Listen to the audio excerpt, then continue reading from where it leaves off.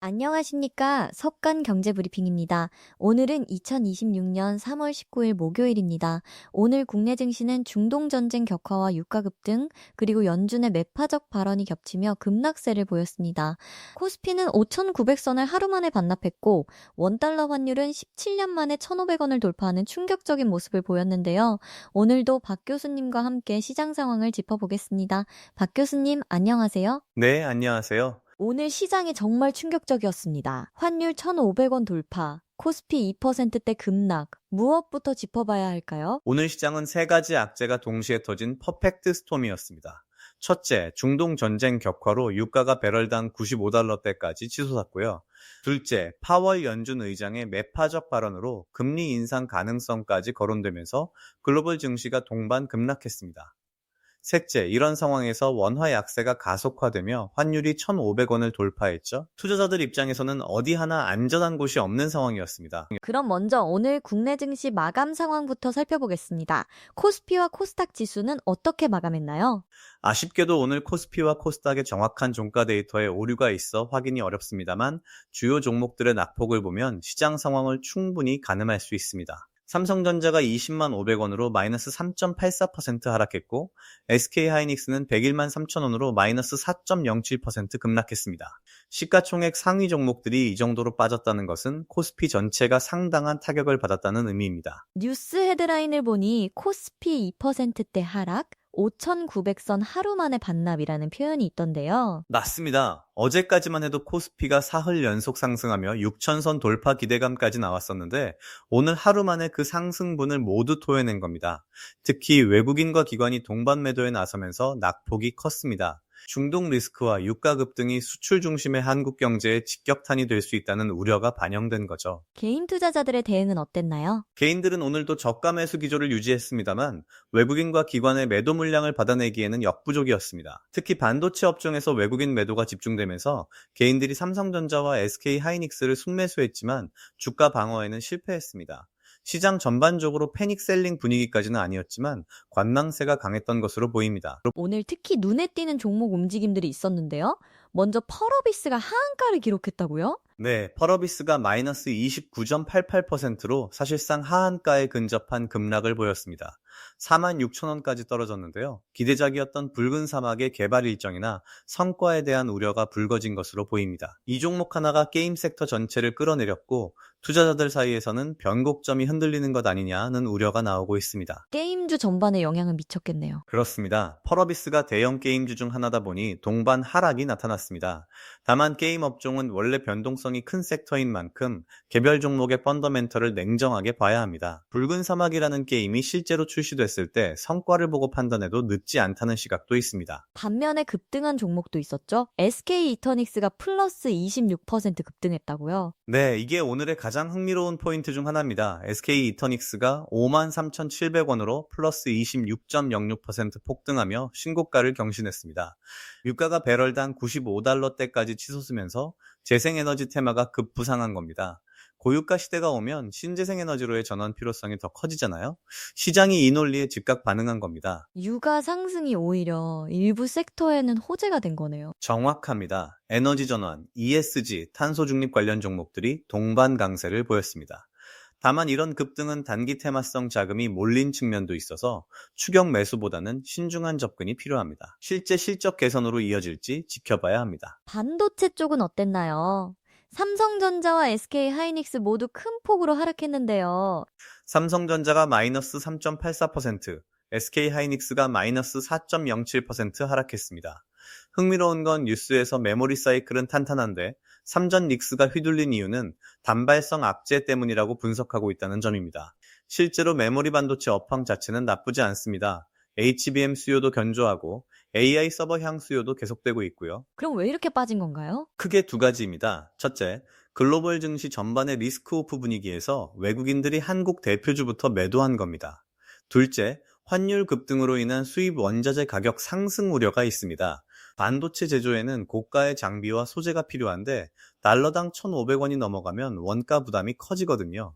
하지만 장기적으로 보면 환율 상승은 수출 기업에 긍정적일 수도 있어서 지금의 하락은 과도한 측면이 있습니다. 삼성전기는 오히려 올랐다고요? 네, 삼성전기가 47만 9,500원으로 플러스 3.34% 상승했습니다. MLCC 적층 세라믹 콘덴서 가격 상승 기대감과 AI 스마트폰 부품 수요 증가 전망이 반영된 것으로 보입니다. 같은 삼성 계열이라도 사업 구조가 다르면 주가 흐름도 다르다는 걸 보여주는 사례죠. 오늘 가장 충격적인 뉴스 중 하나가 환율 1,500원 돌파였습니다. 17년 만이라고요? 네, 원달러 환율이 정규장 기준으로 1,500원 55전까지 치솟았습니다. 2009년 글로벌 금융위기 이후 17년 만에 처음입니다.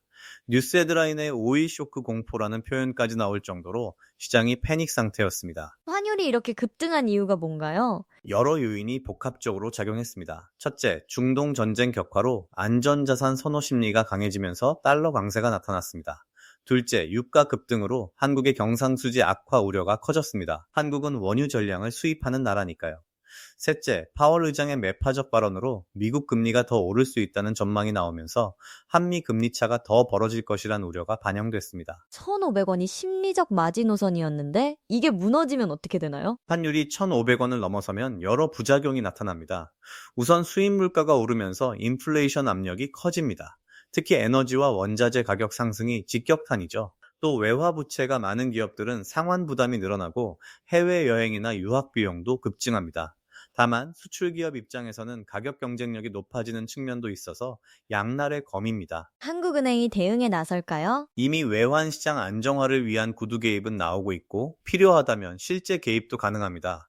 하지만 근본적으로는 글로벌 리스크 요인들이 해소돼야 환율이 안정될 겁니다. 중동 정세가 진정되고 유가가 안정되고 연준의 통화 정책 방향이 명확해져야 한다는 거죠. 한국은행 금리 정책에도 영향을 미칠까요? 이게 지금 가장 뜨거운 이슈입니다. 뉴스에도 금리 인상까지 거론한 미 연준, 한은 금리 인상 시기에 빨라지나라는 제목이 있었는데요. 만약 미국이 금리를 인상하면 한국도 한미 금리 차 확대를 막기 위해 금리 인상을 고려할 수밖에 없습니다. 하지만 국내 경기 상황을 보면 금리 인상이 쉽지 않은 상황이라 한은이 딜레마에 빠진 겁니다. 유가는 어느 수준까지 올랐나요? WTI 기준으로 배럴당 95달러 76센트를 기록했습니다. 전일 대비 마이너스 0.58%로 소폭 하락했지만 여전히 95달러대 고점을 유지하고 있습니다. 중동 전쟁이 격화되면서 공급 차질 우려가 커진 겁니다. 만약 100달러를 넘어서면 본격적인 오일 쇼크 시나리오가 현실화될 수 있습니다. 증권가에서는 어떻게 전망하나요? 뉴스를 보면 금리보다 유가가 더 무섭다는 분석이 나오고 있습니다. 3월 FOMC에서 긴축 장기화 가능성에 무게를 두고 있고요. 유가가 100달러를 넘어서고 장기화되면 글로벌 경기 침체 우려가 본격화될 수 있습니다. 특히 한국처럼 제조업 중심 수출 국가는 원가 상승과 수요 둔화라는 이중고를 겪을 수 있어서 더 취약합니다. 미국 증시도 어제 큰 폭으로 하락했죠? 네, 어제 미국 시간 기준으로 3대 지수가 모두 급락했습니다. S&P 500이 6,624.70으로 마이너스 1.36%, 나스닥이 22,152.42로 마이너스 1.46%, 다우존스가 46,225.15로 마이너스 1.63% 하락했습니다. 낙폭이 상당하네요. 특별한 이유가 있었나요? 파월 연준 의장의 발언이 결정타였습니다. 그동안 시장은 연준이 올해 금리를 인하할 것으로 기대했는데 파월 의장이 인플레이션이 예상보다 끈질기다며 매파적 입장을 고수했습니다. 심지어 금리 인상 가능성까지 언급했거든요. 시장 입장에서는 청천벽력 같은 소리였죠. 기술주들도 많이 빠졌나요? 네, 주요 기술주들이 동반 하락했습니다. 엔비디아가 180달러 40센트로 마이너스 0.84%, 애플이 249달러 94센트로 마이너스 1.69%, 테슬라가 392달러 78센트로 마이너스 1.63% 떨어졌습니다. TSMC도 339달러 57센트로 마이너스 1.85% 하락했고요. 엔비디아 낙폭이 상대적으로 작네요. 맞습니다. 엔비디아는 AI 칩 수요가 워낙 견조해서 상대적으로 방어력을 보였습니다. 하지만 전반적인 시장 분위기가 안 좋다 보니 동반 하락을 피할 수는 없었죠. 테슬라는 전기차 판매 둔화 우려가 계속되고 있고 애플은 중국 시장에서의 부진이 여전히 부담입니다. VIX 지수는 어떻게 됐나요? 공포지수라고 불리는 VIX가 25.60으로 플러스 2.03% 상승했습니다. 25를 넘어섰다는 건 시장의 불안감이 상당히 높아졌다는 의미입니다. 보통 VIX가 20을 넘으면 변동성 장세로 보는데 지금은 25를 넘어섰으니 투자자들이 상당히 긴장하고 있다고 봐야 합니다. 미국 국채 금리는 어떻게 움직였나요? 10년물 국채 수익률이 4.26%로 플러스 1.36% 상승했습니다. 금리 인상 가능성이 제기되면서 채권 가격은 하락하고 수익률은 올라간 겁니다. 10년물 국채 가격 자체는 111.41로 마이너스 0.25% 하락했고요. 금리가 4.26%까지 올라오면 주식시장에는 부담이 될 수밖에 없습니다. 앞으로 미국 증시 전망은 어떻게 보시나요? 단기적으로는 변동성이 클 것 같습니다. 연준의 다음 행보를 지켜봐야 하고 중동 정세도 불확실하고 유가 변수도 있으니까요. 다만 미국 경제 펀더멘털 자체는 여전히 견조합니다. 고용 시장도 탄탄하고 기업 실적도 나쁘지 않아요. 그래서 큰 조정이 오면 오히려 매수 기회가 될 수 있다는 시각도 있습니다. 다만 지금 당장은 신중하게 접근해야 할 시점입니다. BTS 관련 뉴스도 흥미롭던데요. 방시혁 의장의 주식 가치가 2,500억 늘었다고요? 네, 하이브 주가 상승으로 방시혁 의장의 보유 주식 가치가 2,500억 원 증가했다고 합니다. BTS 멤버들의 주식 가치도 상당히 올랐고요. 하이브가 BTS의 완전체 활동 재개를 앞두고 있고 신규 아티스트 육성도 잘 되고 있어서 주가가 강세를 보이고 있습니다. 엔터테인먼트 섹터도 주목할 만하네요. 맞습니다. K-팝의 글로벌 영향력이 계속 커지고 있고 콘서트 굿즈, IP 사업 등 수익 다각화도 진행되고 있습니다. 다만 엔터주는 특정 아티스트에 대한 의존도가 높아서 변동성이 크다는 점을 유의해야 합니다. 장기 투자보다는 이벤트 드리븐 접근이 적합한 섹터입니다. 바이오 섹터 소식도 있었죠? 네, 여러 뉴스가 있었습니다. 먼저 부광약품이 매출 107억 원의 출처를 공개했는데 글로벌 기술 수출이라고 밝혔습니다. 그동안 의문이었던 매출원이 기술 이전 계약이었던 거죠. 또 IM바이오로직스가 IPO를 준비 중인데 글로벌 기술 검증을 받은 만큼 성공 공식을 재현할 수 있을 것이라는 기대가 나오고 있습니다. 하지만 K바이오 전반적으로는 어려운 상황이라고요? 맞습니다. 뉴스 제목처럼 동전주 퇴출, 적자 이부행, 발등 불 떨어진 K바이오주 상황입니다. 많은 바이오 기업들이 상장 후 제대로 된 실적을 내지 못하면서 주가가 폭락했고 일부는 상장 폐지 위기에 몰렸습니다. 거래소가 부실 기업 정리에 나서면서 구조조정 압박이 커지고 있습니다. 바이오 투자자들은 어떻게 대응해야 할까요? 바이오는 본질적으로 고위험 고수익 섹터입니다. 신약 개발은 성공 확률이 낮지만 성공하면 엄청난 수익을 낼 수 있죠.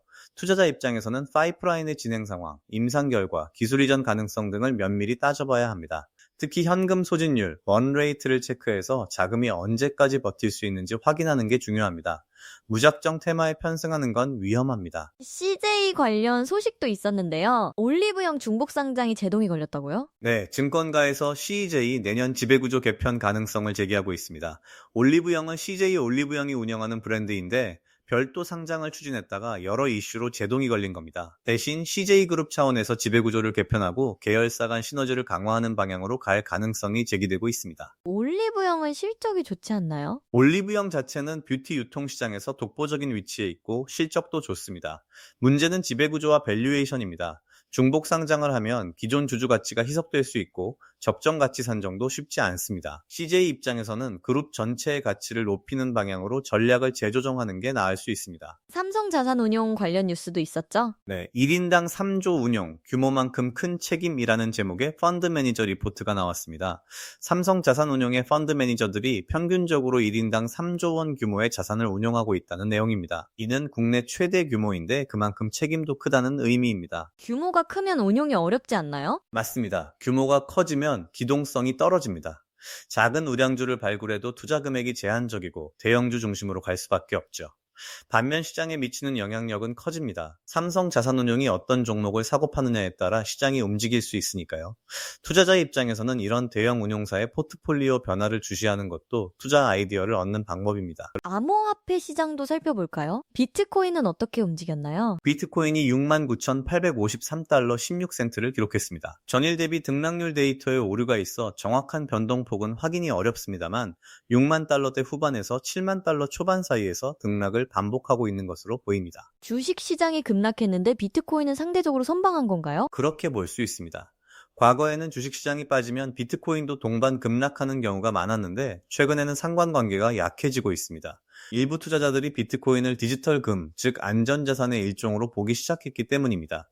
특히 법정화폐의 가치가 불안정해질 때 비트코인으로 자산을 옮기는 움직임이 나타나고 있습니다. 하지만 여전히 변동성이 크지 않나요? 물론입니다. 비트코인은 여전히 고위험 자산입니다.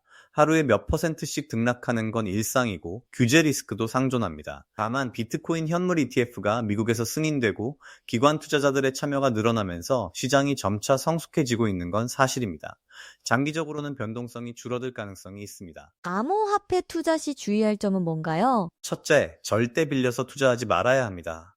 암호화폐는 변동성이 워낙 크기 때문에 레버리지를 쓰면 순식간에 원금을 잃을 수 있습니다. 둘째, 포트폴리오의 일부만 투자해야 합니다. 전 재산을 암호화폐에 넣는 건 도박입니다. 셋째, 본인이 이해하지 못하는 코인에는 투자하지 말아야 합니다. 비트코인과 이더리움 정도의 주요 코인이 아니라면 백서를 읽고 기술을 이해한 후 투자해야 합니다. 중동 정세가 시장에 가장 큰 영향을 미치고 있는데 현재 상황은 어떤가요? 중동 전쟁이 격화되면서 유가가 급등하고 있습니다.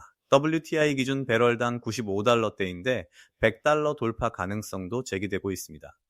문제는 이게 단기간에 해결될 이슈가 아니라는 점입니다. 지정학적 갈등이 깊고 여러 국가들이 얽혀 있어서 해법을 찾기가 쉽지 않습니다. 유가가 100달러를 넘으면 어떤 영향이 있을까요? 글로벌 경제에 광범위한 영향을 미칩니다. 첫째, 인플레이션이 재점화됩니다. 에너지 가격이 오르면 운송비, 제조 원가가 모두 상승하죠. 둘째, 중앙은행들이 금리 인하를 미루거나 심지어 인상을 고려할 수 있습니다. 셋째, 소비자 구매력이 떨어지면서 경기가 둔화됩니다. 넷째, 산유국과 비산유국 간 경제적 격차가 벌어집니다. 한국처럼 원유를 전량 수입하는 나라는 직격탄을 맞게 됩니다. 과거 오일 쇼크와 비교하면 어떤가요? 1973년과 1979년의 오일 쇼크만큼 심각하지는 않습니다. 당시에는 유가가 몇 배씩 폭등했고 세계 경제가 스태그플레이션에 빠졌죠. 지금은 그 정도는 아니지만 경고등이 켜진 건 맞습니다. 특히 코로나 이후 공급망이 아직 완전히 회복되지 않은 상태에서 유가 충격이 오면 타격이 클 수 있습니다. 금 가격 얘기를 앞서 했는데 다른 원자재는 어떤가요? 원자재 시장이 전반적으로 혼조세입니다. 에너지는 강세지만 금속류는 약세입니다. 구리나 알루미늄 같은 산업용 금속은 경기 둔화 우려로 가격이 약세를 보이고 있습니다. 농산물은 기후 변수에 따라 등락이 큽니다. 전반적으로 원자재 시장이 방향성을 잡지 못하고 있는데 이는 글로벌 경제의 불확실성을 반영합니다. 투자자들은 원자재에 어떻게 접근해야 할까요? 원자재는 인플레이션 해지 수단으로 유효합니다. 특히 지금처럼 지정학적 리스크가 큰 시기에는 포트폴리오의 일부를 원자재에 배분하는 게 도움이 됩니다. 다만 직접 선물 거래를 하는 건 위험하고 ETF나 원자재 관련 주식을 통해 간접 투자하는 게 안전합니다. 에너지주, 금광주, 소재주 등이 대안이 될 수 있습니다. 앞으로 주목해야 할 일정이 있을까요? 가장 중요한 건 미국 연준의 다음 행보입니다. 3월 FOMC 회의록이 공개되면 연준의 생각을 더 자세히 알 수 있을 겁니다. 또 4월 초에 미국 고용지표와 인플레이션 지표가 나오는데 이게 향후 통화정책 방향을 결정할 겁니다. 국내에서는 한국은행 금융통화위원회 회의가 4월 중순에 예정돼 있습니다. 기업 실적 발표 시즌도 다가오고 있죠? 네, 4월 중순부터 1분기 실적 발표가 시작됩니다. 특히 반도체 업종의 실적이 주목됩니다. 삼성전자와 SK하이닉스가 HBM 매출을 얼마나 올렸는지, 수익성은 개선됐는지가 핵심입니다. 또 자동차, 화학, 철강 등 전통 제조업의 실적도 중요합니다. 환율 상승과 원자재 가격 상승이 수익성에 어떤 영향을 미쳤는지 확인할 수 있을 겁니다. 지금 같은 시장 상황에서 투자자들은 어떤 전략을 취해야 할까요? 크게 세 가지를 말씀드리고 싶습니다. 첫째, 현금 비중을 적정 수준으로 유지하세요. 지금처럼 불확실성이 큰 시기에는 언제든 기회가 올 때 투자할 수 있도록 현금을 확보하는 게 중요합니다. 보통 포트폴리오의 20에서 30% 정도를 현금으로 갖고 있는 걸 권장합니다. 둘째는 무엇인가요? 둘째, 분산 투자를 철저히 하세요. 한 종목, 한 섹터에 집중하는 건 위험합니다. 국내주와 해외주, 주식과 채권, 성장주와 가치주를 적절히 섞어서 포트폴리오를 구성해야 합니다. 특히 지금처럼 변동성이 큰 시기에는 분산이 리스크 관리의 핵심입니다. 셋째는요? 셋째, 장기 관점을 유지하세요. 단기 등락에 일희일비하지 말고 좋은 기업을 싸게 사서 오래 보유하는 전략이 결국 승리합니다. 워렌 버핏이 항상 강조하는 게 시장이 두려워할 때 탐욕스러워지고 시장이 탐욕스러울 때 두려워하라는 겁니다. 지금처럼 시장이 패닉 상태일 때가 오히려 좋은 기업을 저가에 매수할 기회일 수 있습니다. 구체적으로 어떤 섹터를 주목해야 할까요? 방어적인 관점에서는 필수 소비재, 헬스케어, 유틸리티 같은 섹터가 안전합니다. 경기가 나빠도 사람들은 먹고 마시고 병원에 가니까요. 공격적인 관점에서는 지금 많이 빠진 반도체, 특히 메모리 반도체에 주목할 만합니다. 업황 사이클상 상승기에 있고 AI 수요도 견조한데 주가는 많이 조정받았으니까요. 테마주는 어떻게 봐야 할까요? 테마주는 신중해야 합니다. 오늘 SK 이터닉스처럼 26% 급등하는 종목도 있지만 이런 건 대부분 단기 자금 놀이입니다. 실적 뒷받침 없이 테마만으로 오른 주식은 빠질 때도 빠릅니다. 테마주에 투자하려면 소액으로 단기 매매 관점으로 접근해야 하고 절대 비중을 크게 가져가서는 안 됩니다. 환율 변동에는 어떻게 대응해야 할까요? 환율이 1,500원을 넘어선 지금 달러 자산 보유를 고려할 만합니다. 미국 주식이나 ETF, 달러 예금 등으로 일부 자산을 달러로 보유하면 환율 상승 시 해지가 됩니다. 다만 환율도 결국 등락을 반복하니까 전 재산을 달러로 바꾸는 극단적 선택은 피해야 합니다. 포트폴리오의 20에서 30% 정도를 외화 자산으로 갖는 게 적정합니다. 연금이나 장기 투자자들은 어떻게 해야 할까요? 연금 투자자들은 오히려 지금이 기회일 수 있습니다.